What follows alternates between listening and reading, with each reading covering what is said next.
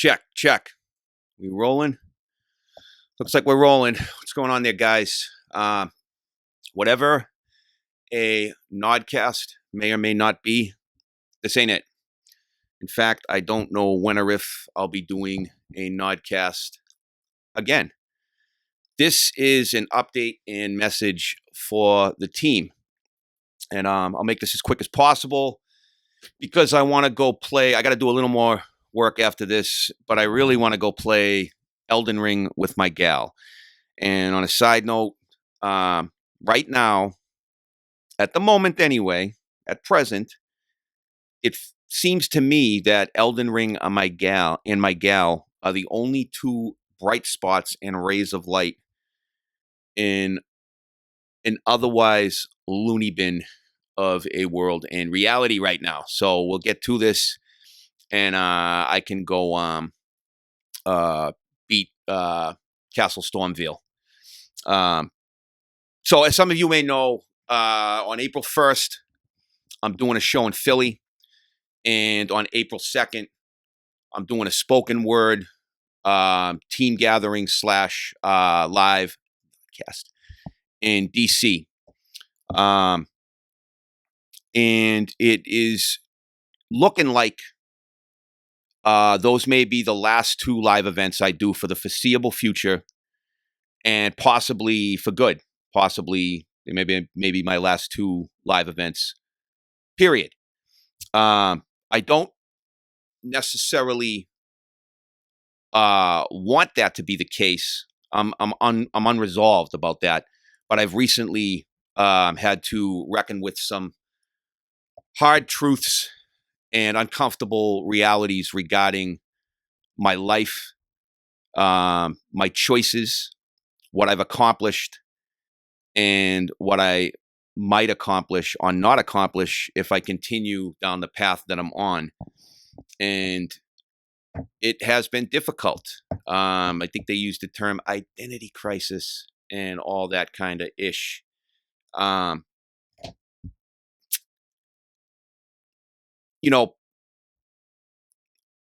barely promoted these shows, these events, and I haven't done any videos for a couple of months, I think since February. The reason I haven't been doing any videos is due to the turmoil I have been in over some of these things. You put something out online and it's immortal. It's there forever. You got to live with it. And I don't like, I've barely been online at all. I have learned, I was going to say I don't like, but my likes and dislikes have nothing to do with it.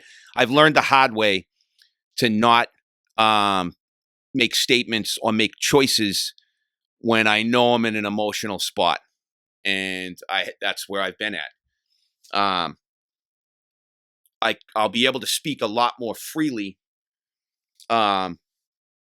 It's going to do this again, ain't it?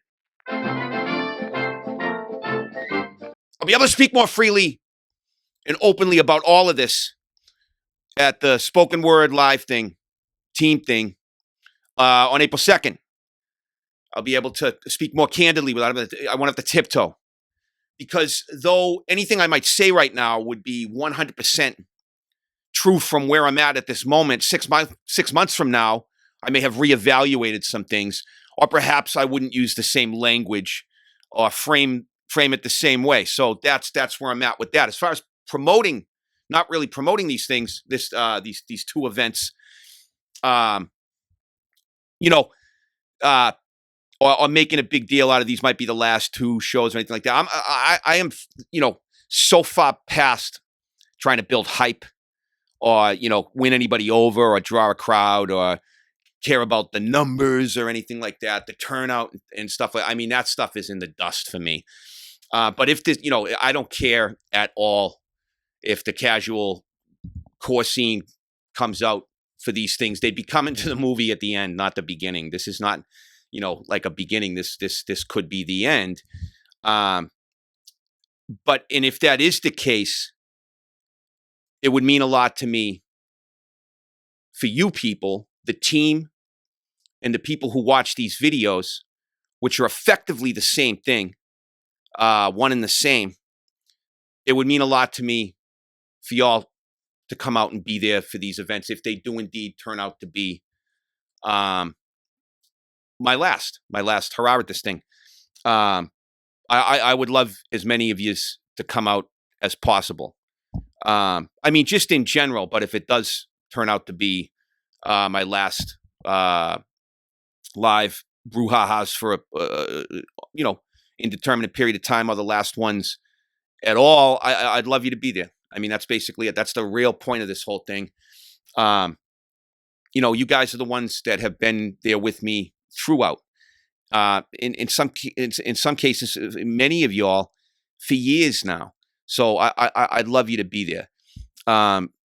Real quick, here's the info on the shows. Both of the events. There's flyers all over the social media. You certainly can find them, but here's the info.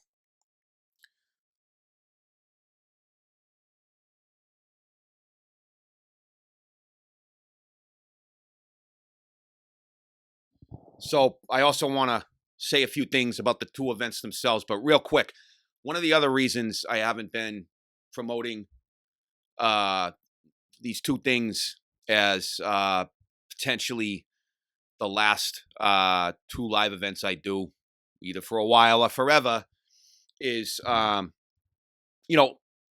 I'm not resolved on whether that's going to be the case, and I told you I'm not sure where I stand with a lot of it, but some of it's out of my hands. Some of the aspects of it are out of my hands, and they will inevitably, decide the situation one way or the other. Some of these things. I just still not sure where I'm at with those aspects, the parts that are out of my control.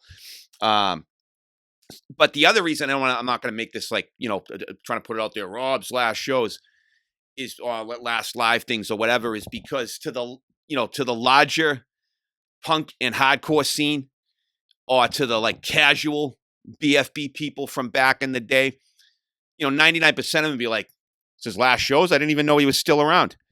And they'd be effing right to point that out, because I haven't gotten anything done over the past 10 years as far as music goes. Do you know that this is the 10-year anniversary of the 3 Blood for Blood songs that never came out?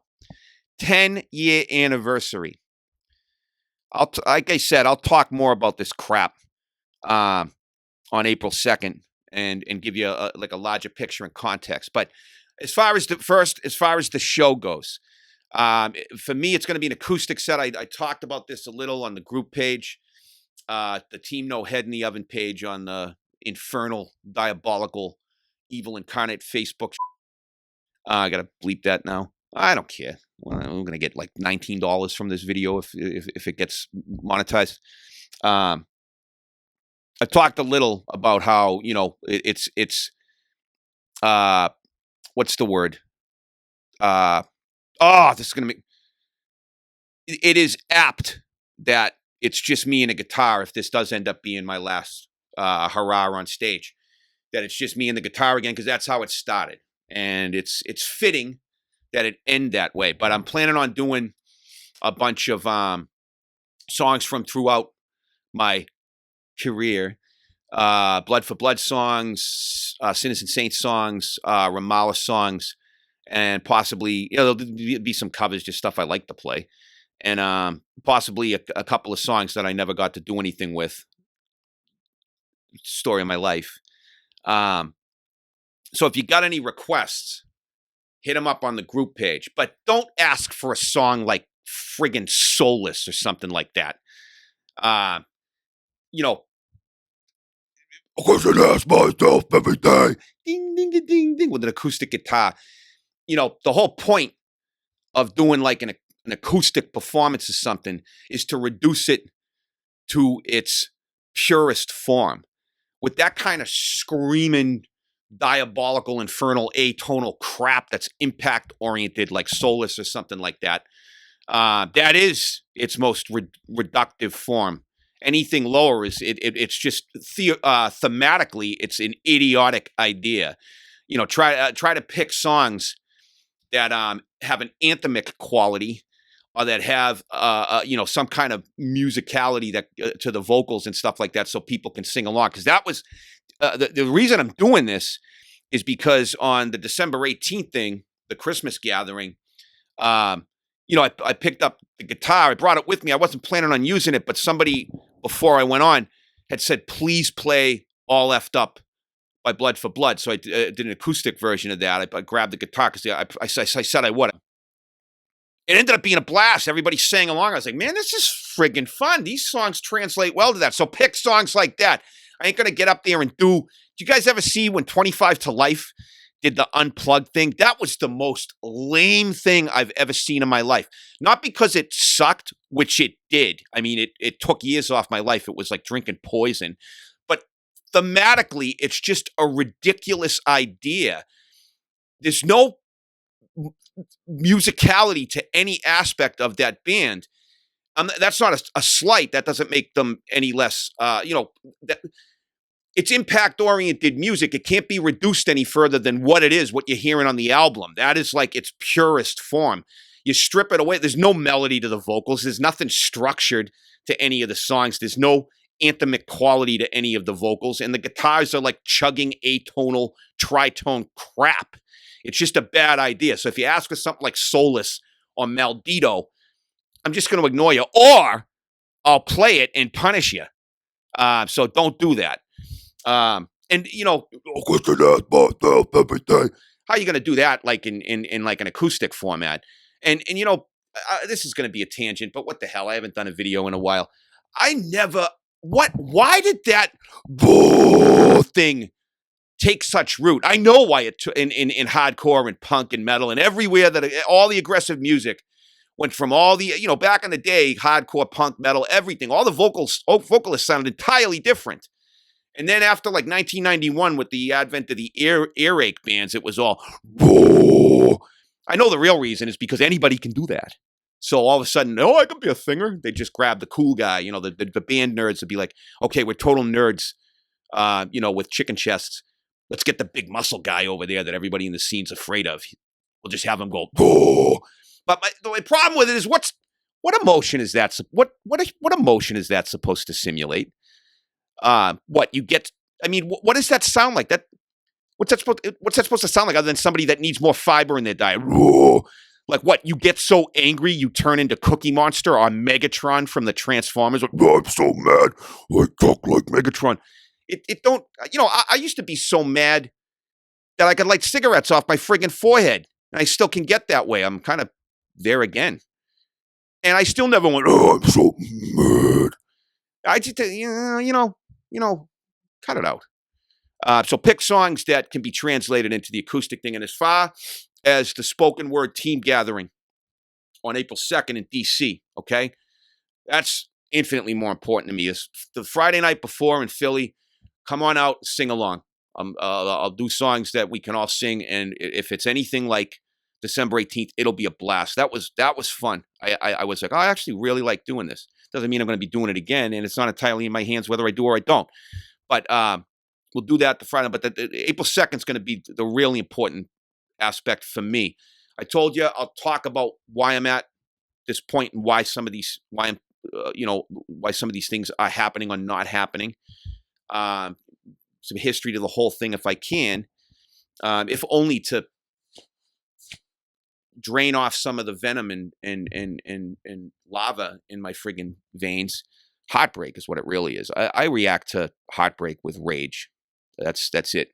Blinding, acid spitting, alien melt through the floor rage. And it's all it really is heartbreak and having to reckon with my own defeats. But that's not the only thing I'm going to be talking about. If this does indeed end up being the last live thing I do for the foreseeable future or forever, I want to make it special, and I damn well intend to. And I have a whole bunch of ideas. I want some serious interaction like we had at the first one in October. I might, I'm actually going to take some polls with you guys I'm going to actually ask for your verdict on some of the things I present to you, at least as far as my choices, my recent choices, and my choices in the future. But if you watch these videos, okay, but you don't interact on the group page, or you haven't been to one of these things, or you've come and you've just been quiet, or if you're somebody that lurks on the group page and you don't really communicate, chime in that often, come out, because I will guarantee you walk out of there feeling less alone than you went in, because I'm going to introduce. I want everybody. I'm going to make sure we all know each other by the end of this thing, and I'm also going to ask you guys to ratify a team charter, because whether I end up doing more stuff or not, or whether I end up getting hit by a media tomorrow, I don't want this thing to ever mutate into something other than what it should be, which is a group of people looking for a better way of life and more inner peace. That's really what the core of it is. So I'm going to ratify a damn charter, and we're all can have say in it. So that's all. I just wanted to get on here and fill you in. This is an update and a request. And in the meantime, and for all the reasons I've said up to this point, all the aforementioned reasons and more, here is the design, the two designs, but one of them is really apt for this coming April weekend. Here they are.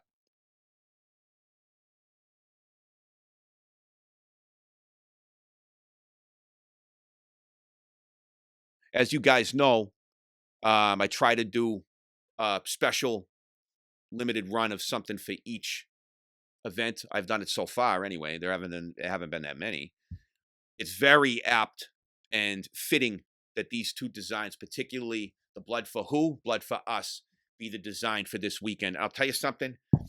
As I said a little bit earlier, I am so far past sales and draw and turnout and hype and any of that stuff.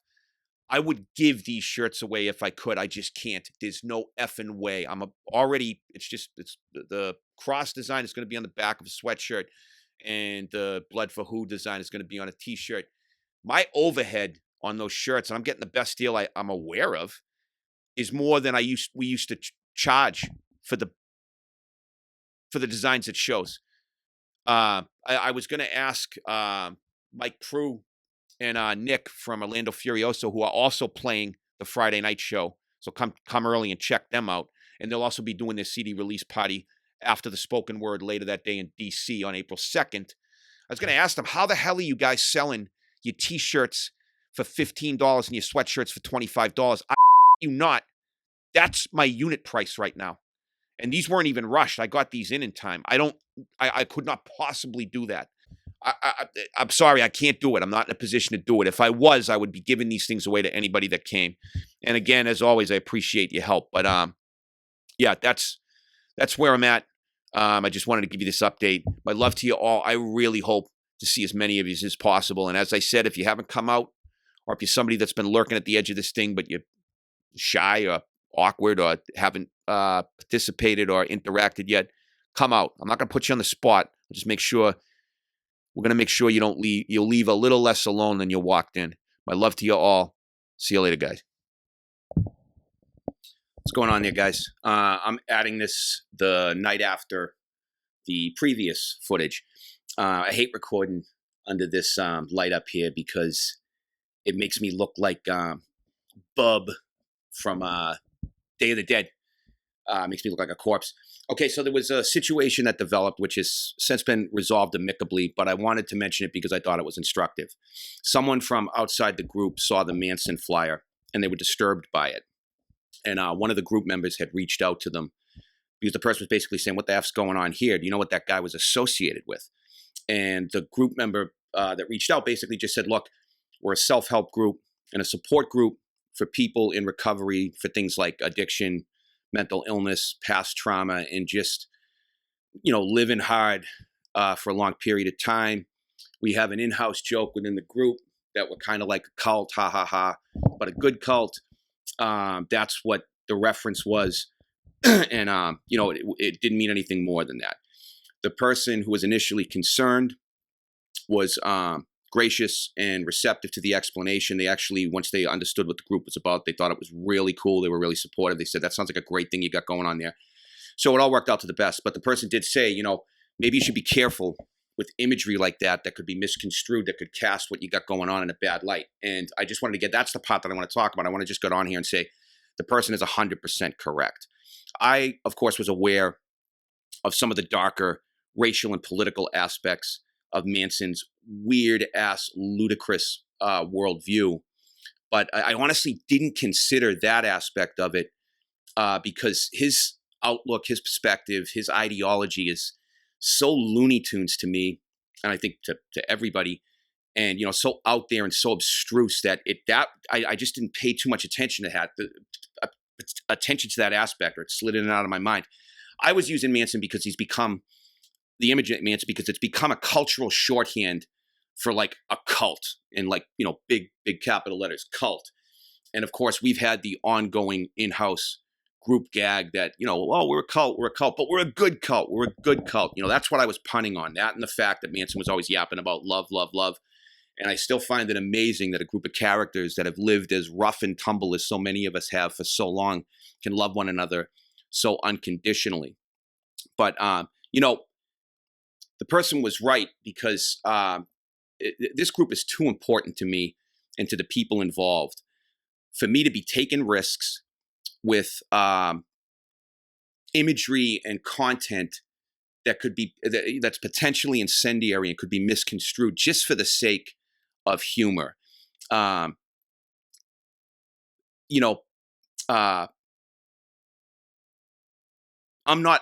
not a 19-year-old edgelord trying to be edgy for the sake of, and then going to be defiant about being edgy. I'm so far past that. Like I said, this group is way too important to me and the people involved for me to take any chances that could cast it in a bad light. So to the person that was concerned, message received.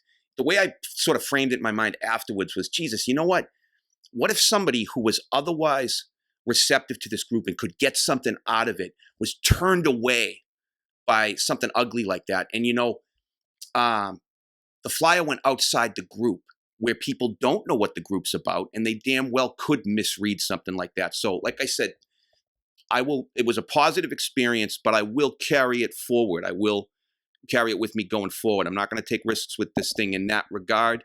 It's too important to all of us. So I just wanted to bring that up. I hope to see you all on April 2nd. I hope the person who had the interaction with the group member, the person who was originally uneasy about that flyer, comes down as well, so they can see what a beautiful thing we got going on. That's all. I thought this was worth mentioning. My love to you all. I hope to see you all on April 1st and 2nd. See you later, guys.